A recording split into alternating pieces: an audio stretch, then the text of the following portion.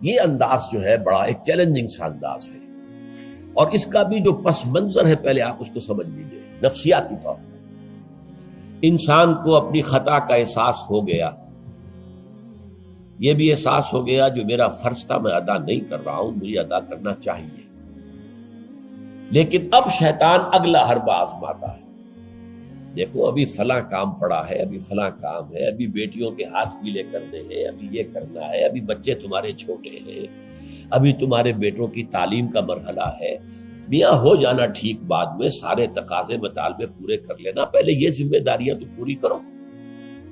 یہ حقوق العباد ہے بھائی، حقوق اللہ سے بڑھ کر ہے، یہ حقوق العباد ہے، اس کے لیے لگے رہو، پوری اپنی توانائیاں قوتیں صرف کرو، مال بناؤ، پیسہ کماؤ، تاکہ یہ ساری ذمہ داریاں ادا ہوتے رہنا۔ بعد میں ٹھیک ہے ذرا فراغت حاصل ہو جا، پھر تم سب اپنے آپ کو، اپنی پوری توانائیوں کو، اپنے پورے وقت کو اللہ کے لیے لگا دینا۔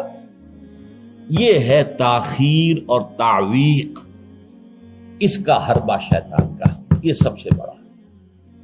کر لیں گے بھائی، کر لیں گے، کوئی نہیں، ابھی ذرا جلدی نہیں، ابھی فلاں کام ہے، فلاں فرائض ہے، فلاں ذمہ داریاں ہیں، ذرا ان سے نمٹ لوں، پر اگر میں ریٹائر ہو جاؤں سروس سے تو پھر میں سارا اپنے آپ کو لگا دوں گا۔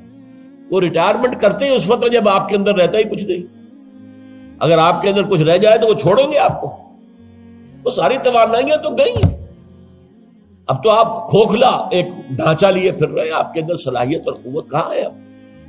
لہذا یہ سارے دھوکے شیطان کے ہیں۔ اس میں ایک چیلنجنگ انداز میں علم یعنی وقت آیا نہیں ہے ابھی اہل ایمان کے لیے، کس چیز کا انتظار کر رہا ہے؟ جو جیسے ہی خیال ہو جائے کہ واقعی یہ فرض ہے، فوراً لبیک کہو۔ تم نے اگر کسی بھی پہلو سے تاخیر اور تعویق کا راستہ اختیار کیا تو یہ شیطان کے پھندے میں گرفتار ہونے کا وہ راستہ ہے اصل۔ وہ شیطان پھر چھوڑے گا نہیں، پھر وہ اسے آپ کو اپنے فتراک کا نخچیر بنا لے گا، اپنے تھیلے میں شکار کی حیثیت سے، جیسے کہ آپ تیتر بار کے تھیلے میں ڈال لیتے ہیں شکار کر کے، اس کے فتراک کے نخچیر بن کر رہ جاؤ گے، پھر آگے نکل نہیں سکو گے۔ یہ تاخیر اور تعویق جو ہے، یہی ہوا تھا غزوہ تبوک میں۔ حضرت کعب ابن مالک رضی اللہ تعالیٰ عنہ نے، وہ بھی ان 3 صحابہ میں سے تھے جو سچے صادق الایمان صحابہ تھے، لیکن غزوہ تبوک میں نہیں گئے۔ حضور نے واپس آ کے جو لوگ نہیں گئے تھے ان سے جواب طلبی کی، لہذا منافقین تو آئے، اللہ کی قسم ہے، خدا کی قسم ہے یا رسول اللہ، میں اللہ کو گواہ کر کے کہتا ہوں یہ تھا یہ تھا یہ تھا، یہ سبب تھا، میں نہیں جا سکتا۔ حضور فرماتے تھے مسکراتے، اچھا جائیے تشریف لے جائیں، کوئی پکڑ نہیں۔ یہ آئے جب کعب ابن مالک تو حضور کے چہرے پر مسکراہٹ تھی، تنزیہ مسکراہٹ۔ آپ فرمائیے آپ کیوں نہیں گئے، کیوں نہیں گئے تھے ہمارے ساتھ؟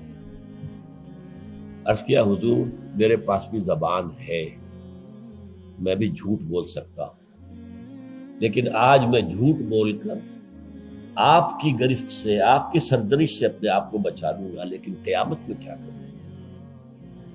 خدا کی قسم جتنا صحت مند میں اس زمانے میں تھا اتنا صحت مند کبھی نہیں رہا، یعنی کوئی بیماری مجھے آج نہیں لاحق نہیں تھی، اور جتنا فارغ البال میں اس زمانے میں تھا، ہر چیز میرے پاس تھی، اتنا فارغ البال میں کبھی نہیں رہا۔ لیکن حضور میرے نفس نے مجھے پٹی پڑھائی کہ حضور تو جائیں گے نا 30,000 کا لشکر لے کر، تو اس کی تو ایک خاص رفتار ہوتی ہے، تیز رفتاری سے تو نہیں جا سکتا، اور تمہارے پاس ہے بڑی مضبوط تکڑی اونٹنی ہے، تمہاری جو ناقہ ہے تمہاری وہ تو بہت جو ہے قوت والی ہے، لہذا ابھی 2-3 دن چلنے دو لشکر کو، پھر تیزی کے ساتھ دوڑا کر اپنی اونٹنی کو جا کے مل جانا۔ ہر روز صبح مجھے یہی نفس جو ہے پٹی پڑھاتا رہا کہ اچانک ایک دن میں نے محسوس کیا کہ اب تو چاہے میں کتنا ہی تیز دوڑ لوں آپ کے ساتھ نہیں مل سکتا، بس میں رہ گیا بیٹھ، اب جو صدا دوں۔ یہ ہے تاخیر و تعویق۔ انہیں سزا دی گئی، مقاطعہ، کوئی شخص اس سے بات نہ کرے۔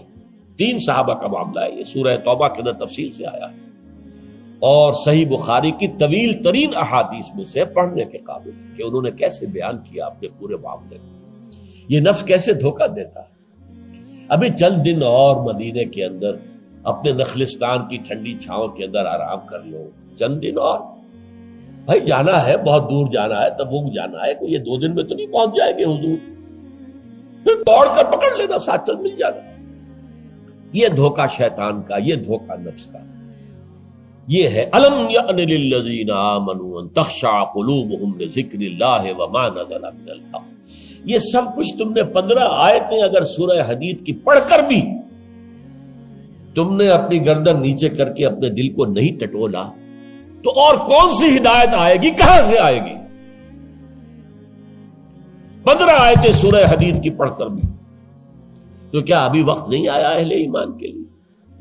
کس کا انتظار ہے؟ کس چیز کا انتظار ہے؟ الم یأن للذین آمنوا ان تخشع قلوبہم لذکر اللہ وما نزل من الحق.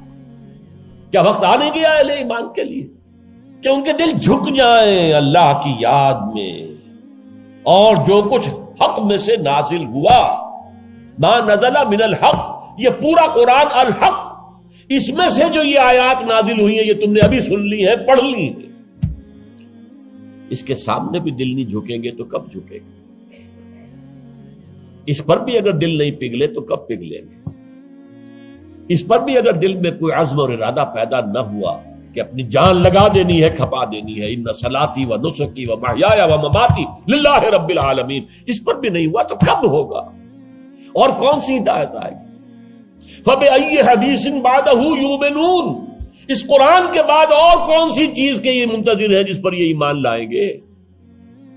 الم یأن للذین آمنوا ان تخشع قلوبہم لذکر اللہ وما نزل من الحق. اور جیسا کہ میں نے تمہیدی جو میرا بیان تھا ان صورتوں کے بارے میں، اس میں عرض کیا تھا ان میں اہل کتاب سے خطاب نہیں ہے، اہل کتاب کو نشان عبرت کے طور پر پیش کیا گیا. دیکھو مسلمانوں، تم سے پہلے بھی ایک امت تھی، معمولی امت نہیں تھی. وہ امت جسے قرآن سند دے رہا ہے 2 دفعہ سورہ بقرہ کے اندر صرف، یا بنی اسرائیل اذکروا نعمتی التی انعمت علیکم وانی فضلتکم علی العالمین.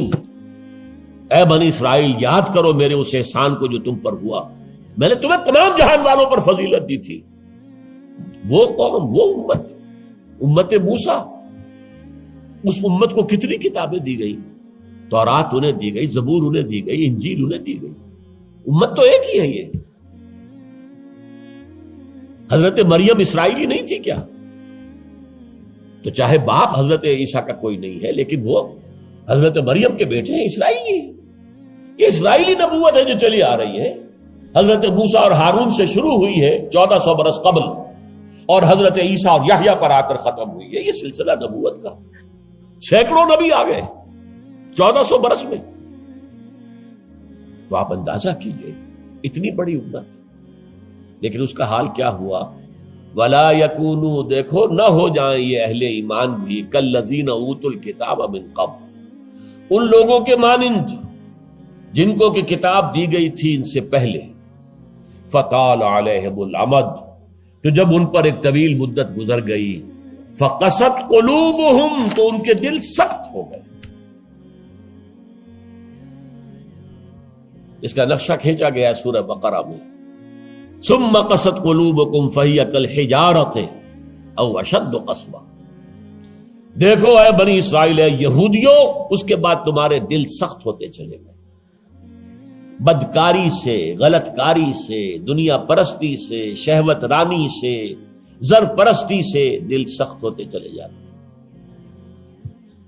حضور نے فرمایا جب انسان ایک گناہ کرتا ہے دل کے اوپر ایک داغ پڑتا ہے. اگر توبہ کرے گا تو صاف ہو جائے گا، توبہ نہیں کرے گا پھر گناہ کرے گا، پھر داغ پڑے گا، پھر پڑے گا، پھر داغ پڑے گا، پھر یہاں تک کہ پورا دل سیاہ ہو جاتا ہے.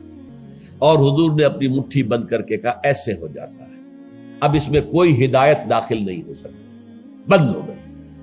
اور جب یہ تھیلی بند ہوئی پھر اللہ کی مہر لگ گئی. ختم اللہ علی قلوبہم وعلی سمعہم طبع اللہ علی قلوبہم، اللہ نے مہر لگا دی ان کے دلوں کے اوپر. یہ مرحلہ آتا ہے کہ جب کہ فرمایا اب تمہارے دل پتھروں کے مانند، بلکہ او اشد قسوہ، پتھروں سے بھی زیادہ.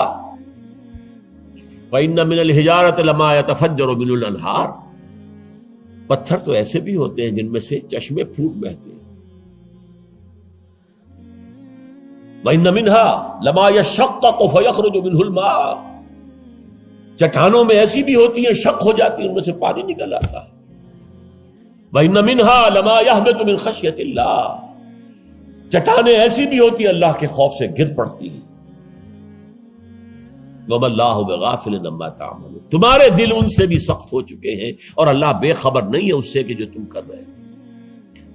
آج اس امت پر بھی تو 1400 برس گزر گئے، کتنا عرصہ گزرا ہے، اور آج وہی خواہشات ہیں. ہم تو امت محمد میں ہیں صلی اللہ علیہ وسلم، وہ تو شافع محشر ہے، وہ تو ہر امتی کو بخشوا لیں گے تب جا کر راضی ہوں گے. اللہ راضی کرے گا انہیں، وہ راضی اسی وقت ہوں گے جب ہر امتی کو بخشوا لیں گے. سیاں بے کوتوال، اب ڈر کاہے کا؟ جب ہمارے سیاں ہمارے شوہر کہہ لے کوتوال بن گئے تو مجھے کس کا ڈر ہے؟ کوتوال ہی کا ڈر ہوتا ہے نا کہ وہ پکڑے گا.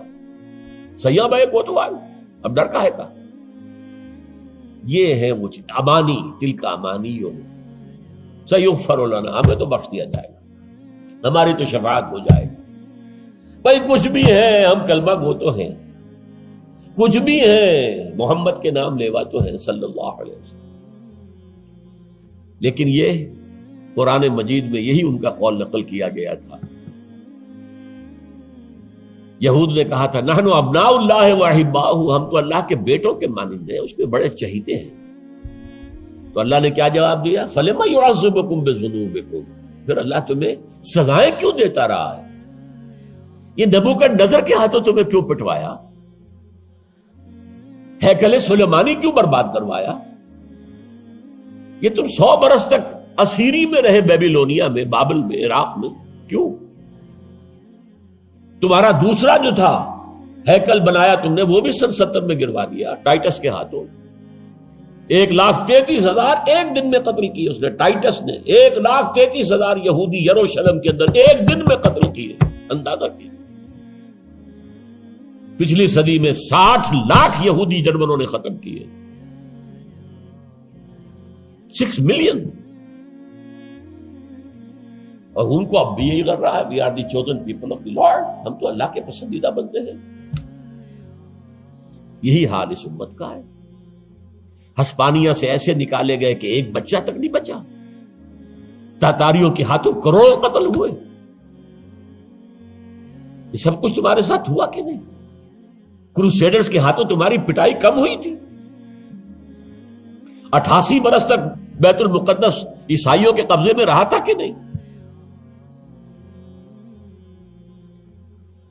تو غور کیجئے، دلوں کو نرم کیجئے، اور دلوں کو نرم کرنے کا ذریعہ بھی قرآن ہے.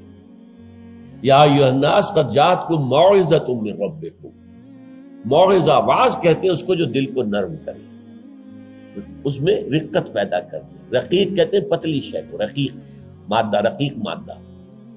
دل سخت ہو جائے اسے نرم کرنے کی ضرورت ہے. اس کے لیے واعظ بھی سب سے بڑا قرآن. الم یان للذین آمنوا ان تخشع قلوبهم لذکر اللہ وما نزل من الحق ولا یکونوا کالذین اوتوا الکتاب من قبل، تمہارے سامنے موجود ہے. فطال علیہم الامد، پھر ان پر ایک مدت جب گزر گئی، فقست قلوبهم، تو ان کے دل سخت ہو. البتہ یہاں ایک واقعہ میں اور عرض کر دوں. ایک دل کی سختی وہ تھی جو یہودیوں کی ہو گئی تھی، یا ہم میں سے بھی بہت سو کی ہو چکی ہے. لیکن ایک اور دل کی سختی بھی ہوتی ہے، وہ اپنے احساس کی شدت کی بنا پر. یہ معاملہ حضرت ابوبکر کے ساتھ پیش آیا رضی اللہ تعالی. ان کے عہد خلافت میں ایک وفد آیا باہر سے. انہیں جب قرآن کی آیات سنائی گئی تو ان کی آنکھوں سے آنسو بہ نکلے. حضرت ابوبکر نے فرمایا ہاکذا کنا حتی قست القلوب، ایسے ہی ہم بھی ہوتے تھے، قرآن سنتے ہی، قرآن پڑھتے ہوئے ہمارے آنکھوں سے آنسو جاری ہو جایا کرتے، یہاں تک کہ ہمارے دل سخت ہو گئے. معاذ اللہ، معاذ اللہ، یہ شدت احساس ہے۔ یقیناً یہ ہوتا ہے جب آدمی عادی ہو جاتا ہے تو وہ کیفیت نہیں رہتی۔ میں نے اللہ کے فضل و کرم سے 6 حج کیے، لیکن جو کیفیت پہلے حج کی تھی وہ پھر کبھی نصیب نہیں ہوئی۔ ویسے بھی یہ تھا کہ اس وقت تک ابھی اتنا ہجوم نہیں تھا، سن 62، اب آج سمجھیے 42 برس گزر چکے، تو اس وقت کا اور تھا معاملہ۔ اب جو ہے وہ ہجوم جو ہے وہ اس میں کبھی انسان کو اپنے اندر جھانکنے کا، کہیں تنہائی میں بیٹھ کر یاد کرنے کا موقع نہیں ملتا، لیکن وہ تھا۔ لیکن ویسے بھی بات یہ ہے کہ ایک آدمی، اب جو لوگ وہاں رہتے ہیں مکے میں رہنے والے، ان میں سے اکثر کو ہم دیکھتے ہیں وہ خانہ کعبہ کا، اس اصل چوکور گھر کا بھی کوئی ادب نہیں کرتے، وہ تو ہر وقت ان کے نگاہوں کے سامنے عادی ہو گئے۔ تو ایک شکل یہ ہوتی ہے کہ جو ایک تعامل کثرت کے ساتھ جب ایک بات ہو رہی ہو تو پھر اس کی وہ تاثیر نہیں رہتی۔ تو فرمایا فقست قلوب، حضرت ابو بکر کا بھی وہ احساس کی شدت جو تھی، جیسے حضور نے فرمایا انہ لیغان علی قلبی، میرے دل پر بھی کبھی کبھی حجاب سا طاری ہو جاتا ہے۔ معاذ اللہ، کیسا حجاب؟ اب اس حجاب کے لفظ سے دھوکہ نہ کھا جائیے کہیں، ایک حجاب میرا اور آپ کا ہے، ایک حجاب محمد رسول اللہ صلی اللہ علیہ وسلم، کہ وہ جو اللہ کی طرف توجہ کی انٹینسٹی ہے، انٹینسٹی اس میں تھوڑی سی کمی بھی ہو گئی تو اسے آپ حجاب سے تعبیر کریں۔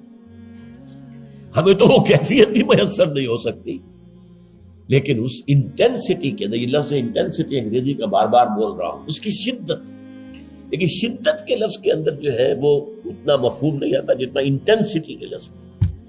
وہ انٹینسٹی جو ہے اس میں ذرا سی کمی ہوئی، حضور پریشان ہو گئے۔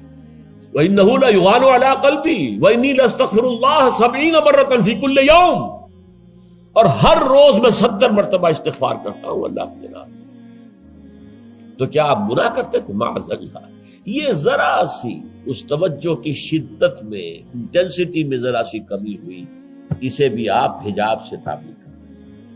تو یہی ہے مفہوم حضرت ابو بکر کے اس قول کا۔ لیکن ایک ہے قساوت قلبی، معصیت کی وجہ سے، دنیا پرستی کی وجہ سے، نفس پرستی کی وجہ سے، زر پرستی کی وجہ سے، شہرت پرستی کی وجہ سے، اقتدار پرستی کی وجہ سے، یہ پرستشیں جو ہے، یہ جو دل کو سخت کرتی ہیں تو وہ پتھر اور چٹان سے زیادہ سخت ہو جاتا ہے۔ ثم قست قلوبکم فہی کالحجارۃ او اشد قسوہ وان من الحجارۃ لما يتفجر منه الانہار وان منها لما يشقق فيخرج منه الماء وان منها لما يهبط من خشیۃ اللہ وما اللہ غافل عما تعملون وکثیر منهم فاسقون۔ اب ان میں سے اکثریت جو ہے وہ فاسقوں اور فاجروں پر مشتمل ہے۔ کیا یہی کیفیت آج کی مسلمان امت کی نہیں ہے؟ کیا عظیم اکثریت فساق و فجار پر مشتمل نہیں؟ کیا عظیم اکثریت حرام خور نہیں ہے؟ کیا عظیم اکثریت جھوٹی نہیں ہے؟ نفاق کی تینوں علامتیں، اذا حدث کذب وَإِذَا وَعَدَ أَخْلَفَ وَإِذَا اؤْتُمِنَ خَانَ۔ حضور نے فرمایا منافق کی 3 نشانیاں ہیں، جب بولے جھوٹ بولے، وعدہ کرے خلاف ورزی کرے، امین بنایا جائے، امانت رکھوائی جائے، خیانت کرے۔ یہ الفاظ ہیں بخاری شریف کے بھی اور مسلم شریف کے بھی، اور مسلم شریف میں اضافی الفاظ ہیں وَلَوْ صَامَ وَصَلَّى وَزَعَمَ أَنَّهُ مُسْلِمٌ۔ خواہ ایسا شخص روزہ رکھتا ہو، نماز پڑھتا ہو، اپنے آپ کو مسلمان سمجھتا ہو، لیکن منافق ہے۔ یہی جو میں نے شروع میں آج بات کہی تھی، ایک نفاق ہے شعوری، ایک غیر شعوری۔ وہ منافق سمجھتے تھے ہم عقل مند ہیں، یہ بے وقوف ہے۔ وَإِذَا قِيلَ لَهُمْ آمِنُوا كَمَا آمَنَ النَّاسُ قَالُوا أَنُؤْمِنُ كَمَا آمَنَ السُّفَهَاءُ۔ جب ان سے کہا جاتا بھلے لوگوں، جیسے اور لوگ ایمان لائے ویسے ایمان لاؤ، جیسے وہ اللہ کی پکار پر لبیک کہنے کو ہر وقت تیار رہتے ہیں، کہتے ہیں ہم ان بے وقوفوں کی طرح ایمان لائیں، یہ تو پاگل ہیں، بے وقوف ہیں، فینیٹکس ہیں۔ فنڈامنٹلسٹ ہے، ایکسٹریمسٹ ہے. ہم تو ماڈریٹ اور بڑا روشن خیال اسلام جو ہے اس کے قائل ہیں. جب ان سے کہتا تھا فساد مت مچاؤ، کہتے تھے ہم تو مسلح ہیں بھائی، ہم تو چاہتے ہیں صلح. یہ محمد ہے صلی اللہ علیہ وسلم جنہوں نے یہ جنگ کا بازار گرم کر دیا. کیا ضرورت تھی؟ مکے میں 13 برس تبلیغ کرتے رہے، کوئی ہاتھ نہیں اٹھایا، یہی پروسیس جاری رہتا. خامخواہ یہ جنگ کا سلسلہ شروع کر دیا. کیا فائدہ؟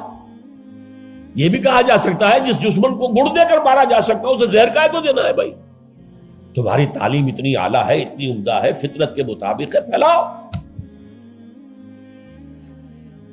لیکن محمد کی سنت کچھ اور ہے، اسوہ محمدی کچھ اور ہے صلی اللہ علیہ وسلم. اس کے لیے منہج انقلاب نبوی میری کتاب کا مطالعہ کیا، تب پتہ چلے گا انقلاب کسے کہتے ہیں. اور یہ رسول انقلاب تھے صلی اللہ علیہ وسلم. بہرحال کثیر منہم فاسقون، جو بات کہی گئی ان اہل کتاب کے لیے اس وقت، آج وہ ہم پر راست آ رہی ہے. اللہ تعالی ہمیں اس سے نکلنے، توبہ کرنے، اللہ کی جناب میں سر جھکانے، اللہ کی کتاب کے سامنے سر جھکانے کی اللہ تعالی ہمیں توفیق عطا فرمائے.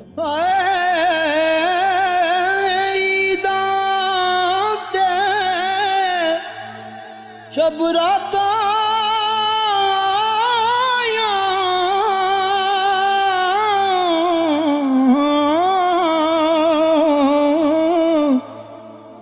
سب لوگ گران آئے،